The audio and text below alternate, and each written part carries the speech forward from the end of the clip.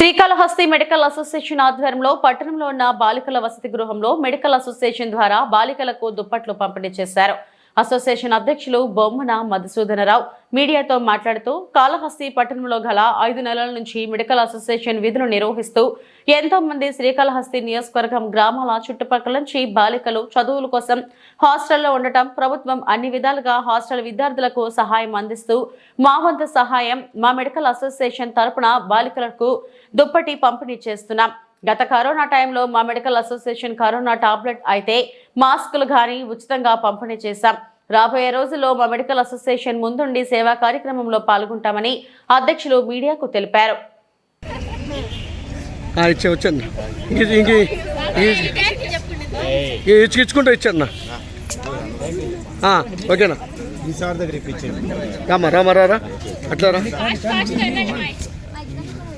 అట్లా ఉన్నా ఓకేనా ఓకేనా తెచ్చుకుంటారమ్మా, అట్లా చూసుకోండి. అట్లా అట్లా అట్లా అట్లా అట్లా ఉన్నా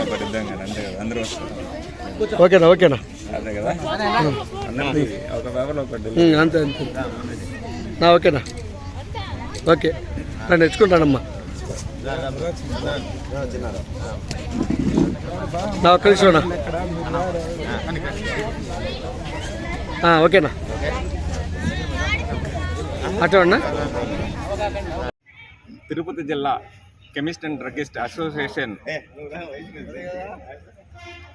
ఆధ్వర్యంలో, అదేవిధంగా Srikalahasti chemist and druggist association నేతృత్వంలో, పెద్దల సమక్షంలో గతంలో కూడా అనేక కార్యక్రమాలు చేపట్టారు.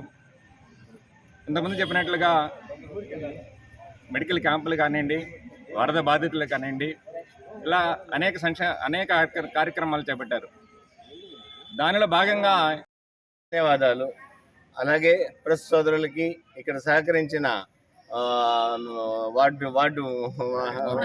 వార్డెన్ గారికి అందరికీ ధన్యవాదాలు తెలుపు.